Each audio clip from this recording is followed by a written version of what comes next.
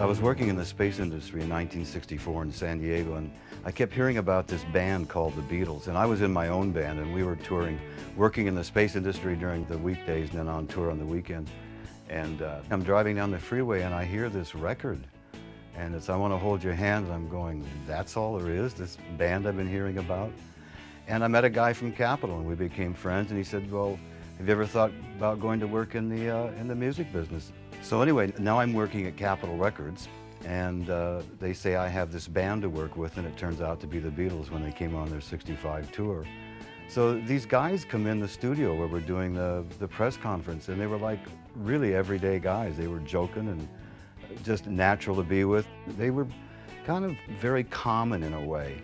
And it wasn't like, you know, you were with a superstar and you weren't a superstar. They just made you feel part of the gang. And well, it was like we were in this isolated area where everything on the outside was like madness, but when we were in a room or in a limo, everything was very, very normal. So they were just easy to be with, probably one of the easiest bands I ever worked with.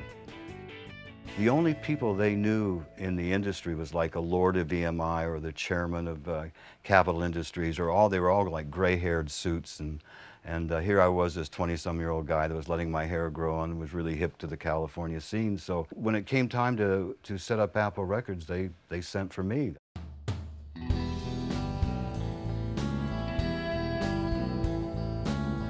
I first met Ken Mansfield in 1968 when he first came to our office in London in Savile Row, and we thought he was a very smooth guy, very smooth, typical Californian, suntan, smooth, blue jeans all the time, and we didn't wear blue jeans in those days. We were sort of smart, snappy sort of mods of London, but Ken was like really laid back and we were very edgy. So it was interesting. The difference between us was quite amazing. I walk in the offices and you guys were so kind of odd in a way. Everybody was kind of real, you dressed really nice and you talked funny, you know? I always got the impression you were looking at me. I never knew what you guys thought about, you know. About Mr. Laid-back California in his jeans and suntan. Sometimes I thought you were making fun of me. Well, we were, probably. Oh, okay. Because we're like that, you know. Yeah. It's an English thing. Right.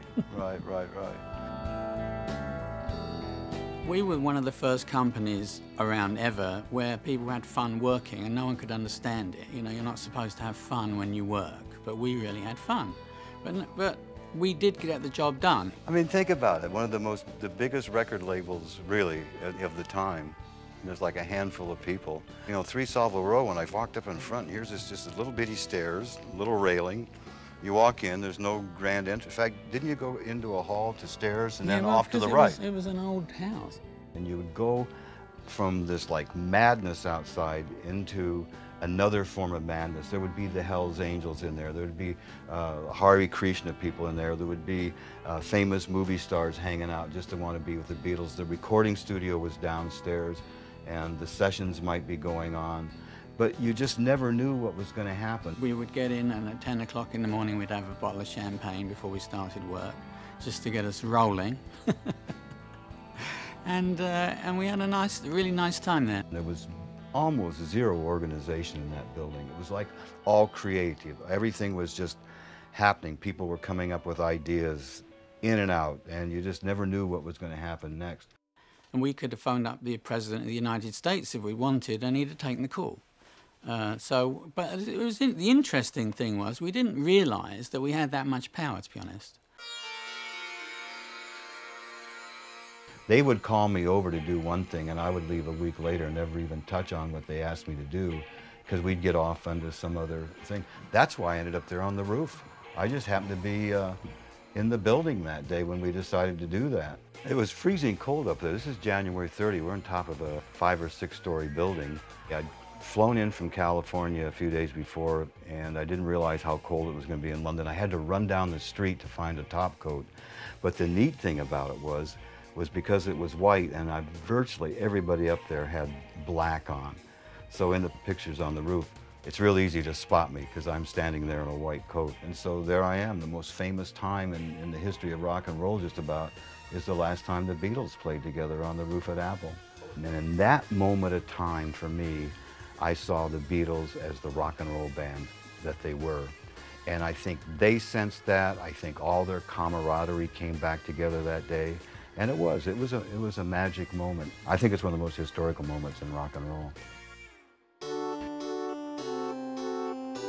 The White Book's different because I'm not a reporter, and I actually started writing this as a journal, just about my time with them. And you know, most of the books are about people who research these kind of things, and not very many people who are actually there have written books. The pictures that are in the book are pictures that were taken not because they were posed. Everything is just kind of how it happened. It's not only about the Beatles, it's really about an era. And because the Beatles were the Beatles, they seem to define the era for us. But in that time period, there were the Byrds and the Eagles and the various California bands, the Iron Butterflies and the Doors and all that. And everything kind of started mixing together to where we started coming back and forth across the ocean. So the book is about everybody from Andy Williams to David Cassidy, to Roy Orbison, to the Beach Boys, Waylon Jennings and the Outlaws. And then we had the Merle Haggards and the Buck Owens and the Glenn Campbells. It was an era to where we were all getting to know each other and to know each other's music and become friends with each other.